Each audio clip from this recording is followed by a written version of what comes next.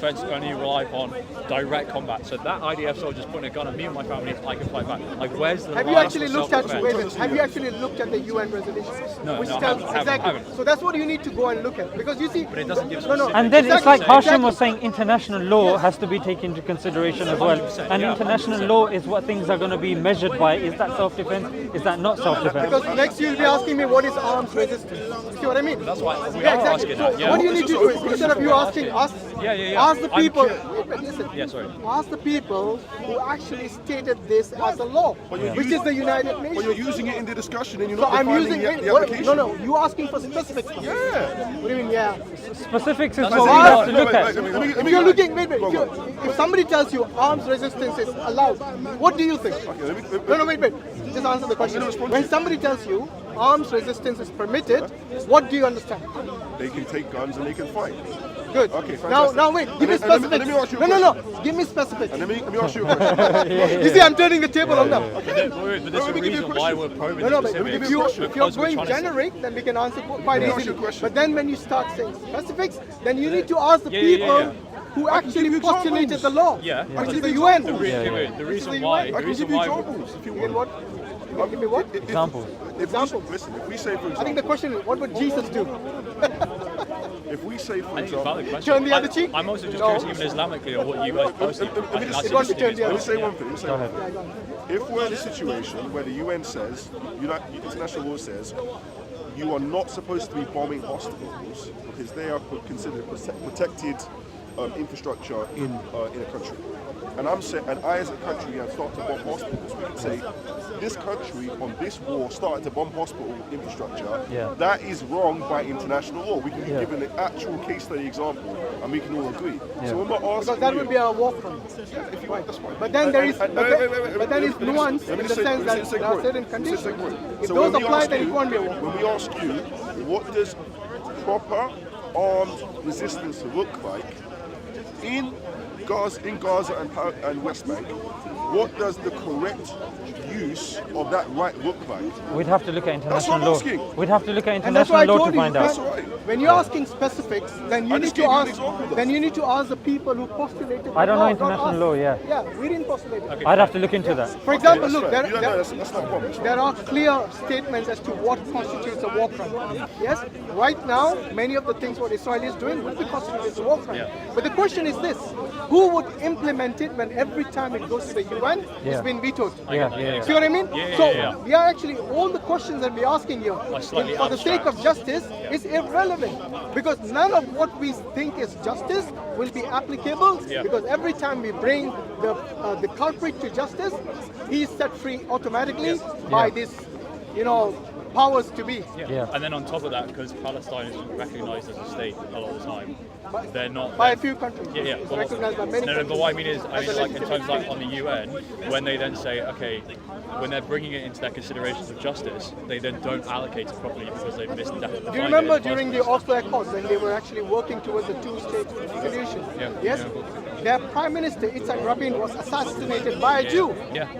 Not by a Palestinian. Why was that? Because I don't think they want peace. I don't think they do.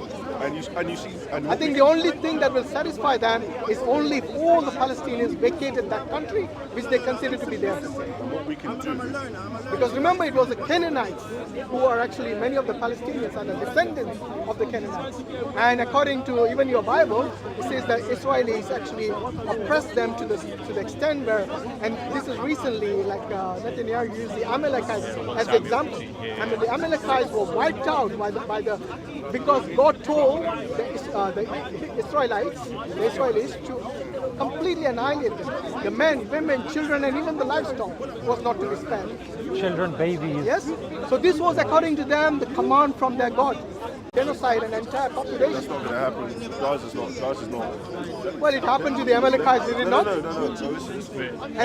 And the justification for them is the Bible. The justification for, if you let me finish, I'll finish the point. The justification for them was, again, this is what God told us. See what I mean?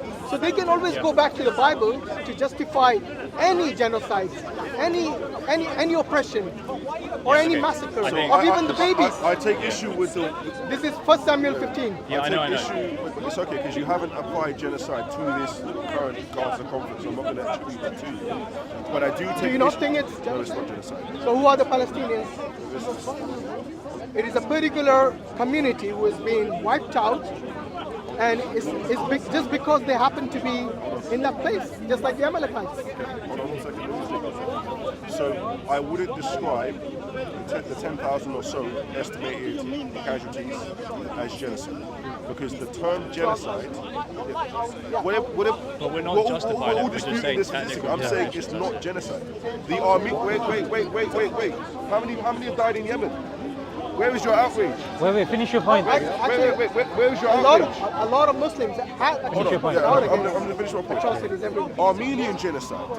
Okay, 1 to 2 million Armenians killed by the Ottomans in 1918. That is a legitimate genocide. That happened. They tried to literally destroy the entire nation without any recourse.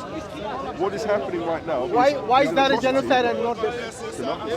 Also, it is the numbers. Where did you get the definition of genocide based on numbers? And the intention of the Ottoman Turks was to wipe out the entire race of Armenians. Based on many of the politicians in Israel, is to wipe out the Palestinians. That's not happening. That is So wait, I'm using your definition. I'm using your definition of intention. Yeah, okay, but would you This agree? isn't a genocide. And I'm just establishing it's not a genocide. They're But they have made it But this is clear a in the conflict. It's an intention. issue. Okay, now, that's not the yeah. official Hear the other side of the argument, yeah. Hear the other side of the argument. You've got like about 2.2 million people in Gaza, yeah, living in Gaza. Now suddenly, that 2.2 million has been told to come south. If you don't come south, you're going to be blown into smithereens. Yeah, which is illegal. Now in the south, documentation has come out. Yeah, documentation has come out that okay, our intention is actually to shift them to tents in Egypt. Yeah, this has actually come from Sinai. So now when that's being said, on the one hand that's the intention. On the other hand, it's like, you know what? They're slowly going to encroach in the north. Then you've got this 2.2 million in a little tight land, and they're not allowed to go in and out to such a degree. So to go further, even the Scottish First Minister's mother-in-law, even she wasn't allowed to leave, and she was crying on camera. And people are like, look, what is this going on? To some people, that was the first time they even kind of understood what was going on. And this population now, there's bombs being dropped on this population. There are hospitals that are being indiscriminately attacked. Every day, we're seeing different news stations showing us decapitated babies. Now, and then further, you have people that are into genocide studies. Yeah, that's why, with respect, when you're saying I don't think it's a genocide, yeah, with respect, I don't really care about your opinion. No. Sam, let me be consistent, otherwise you're going to get offended. You know what? I'm going to let you speak. Yeah. The reason why I'm saying that, because if you just cut me halfway, then it's going to be like, yeah, I don't care about your opinion. In that regard, just like you shouldn't care about my opinion in this regard. Let's take the opinion of the people that are experts in the field of genocide, and they are in their droves, unanimously pretty much agreeing that this is a genocide taking place, and or this is coming up to a genocide. Regardless, but the word genocide is definitely on the table. For us to say to take it off completely, I think that's a bit unfair. Can I quickly come in? I need to say And if you have the Israeli, 10 seconds. if you have Israeli politicians saying they are animals, they should all be killed, they're openly saying this, not hidden. And that's a very good point. He's saying Openly. flatten Gaza, they're all human animals, dehumanizing them, make it zero, don't let anyone survive. That's I just wanted to add one more. So just to say, okay, so there's a difference between official statements and then like statements they have also made. So I think Israel's official statement, they wouldn't want to officially say we're trying to wipe out Gaza, right? Even if they are trying to do that. So you're saying The official statement has been made. I'm saying so when a it politician could be a makes a statement, genocide. is that not official? No, not necessarily. Why? Because a politician could be caught off camera, not realizing they're on camera. No, they're saying this. Yeah, it was on camera. It's in the cabinet. I need to see that. Okay, but all I'm saying is, I'm I'm willing to fully accept that it could be. No, but that was his criteria. Wait. I'm willing to accept that it could be a genocide. I need to just look at. Just need to look at technical definitions. I'm not.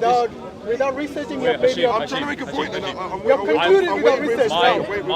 My ambiguity over whether it's a genocide or not isn't because I'm in any doubt that it's a genocide or any doubt that the numbers are insanely high. I just need to look at. That's fine, no problem. Yeah, at least I respect that. Yeah. The other thing is, I got about 10 minutes late for church, so I just want to quickly finish with this. Sure. One, I think we agree more than we disagree, 100%. And I actually, I agree. Part of the reason I wanted to do this here at Speakerscorner is because it's one of those things where Muslims and Christians hopefully can actually, we disagree on faith issues a lot, but on this issue it's so abundantly clear we can agree on this as a matter of justice. That's what is really encouraging to see. I think from your statements have been very encouraging as well. I think from me and Sam's perspective, the idea, and Sam's as well, of course. The thing is that we want to say, okay, let's be consistent in condemning both sides, and let's say, okay, we're willing to acknowledge also one side's longer, more extreme, greater levels of injustice, but it doesn't mean that we can't not also condemn the other side. And when I, for example, want to condemn aspects of Hamas, not from an armchair, not pretending like if I wasn't in their position, I wouldn't do the same thing. I might do. If I was oppressed for years and years and years, had family killed, I would be exceedingly angry and wanting to take up arms, right? I don't pretend otherwise. 100%. But from just a purely rational, consistent position, I have to say, some things they're doing are definitely unjust, and also not helping the Palestinian people. And if we want to move forward, we've got to say, okay, this thing's wrong on both sides, and what can we do? Yeah, absolutely. Look, condemnation is clear. Look, when you read the Quran, it says that anyone who kills someone unjustly, yes, killing innocent is something as if you've killed the whole of mankind. Now, this killing babies in any context is wrong, regardless of who does it. And this is something that the Muslims have consistently said, whether on TV, off TV, online, offline, all the time. But when when a people, sometimes you have to understand their psychological state, which you correctly alluded to just now. Yes? When you are being consistently bombed and your generations so right now, what Israel is doing, indiscriminate bombing of the people. I'm pretty sure what Hamas did now, maybe in the future you'll have people who are doing worse. Why? Because they saw it in front of their own eyes what happened to their women and children. I think it's not helping anyone. It's not helping the future generation. In particular, when you start bombing children indiscriminately, it will not stop the vicious cycle of violence. It'll only make it worse in the future. One thing interesting as well, and I think Elon Musk said this as well actually, forget morality, just pure strategy, even from Israel's perspective. If for every one Hamas soldier you kill, you end up creating two more because they're so... 100 to 1 ratio. Exactly, because they're so fed up with the injustices, 100 to 1 ratio. then you're still not creating a sustainable solution. But anyway, I just want to finish with that. But hey, another point that I wanted to mention was that, when you make Hamas the center of what's going on, I think... Which I wouldn't, by the way. I'm not saying... I'm not generally, saying I'll put Israel at the center. I think that's a gross injustice, because what's happening is that here is a group that something happened, news is coming out, oh, there's 40 beheaded babies, then it gets proved to be false. Oh, this happened at the rave, oh, that's not necessarily the case. So again, at the moment, it's the heat of conflict. We can't say that this is certain, that's not certain, but there are certain peer-reviewed cases, where, like Operation Cast Lead, Operation Protective Edge, these are peer-reviewed case studies of Israeli oppression that no one can say, there's difference of opinion, there's this, there's that. Those are case studies that are used by academics. We condemn them when they do. And that's why I'm saying, look, what I'm saying is at this moment in time, things are very up in the air. So for us to make categorical statements and said, no, they've done this. Oh, okay, where have you got that from? Oh, we've got that from Israel. But again, the sources are dubious, and that should also be allowed. Questioning of the sources, that's why I'm saying that the situation goes back and back and back. But if there's, indiscriminate, committing of war crimes by anyone, that of course needs to be condemned. Thank you, my friend. Free Palestine, God bless guys. Is there anything else you want to say in terms of... No. We just want to say free Palestine. Take care, mate. Take care,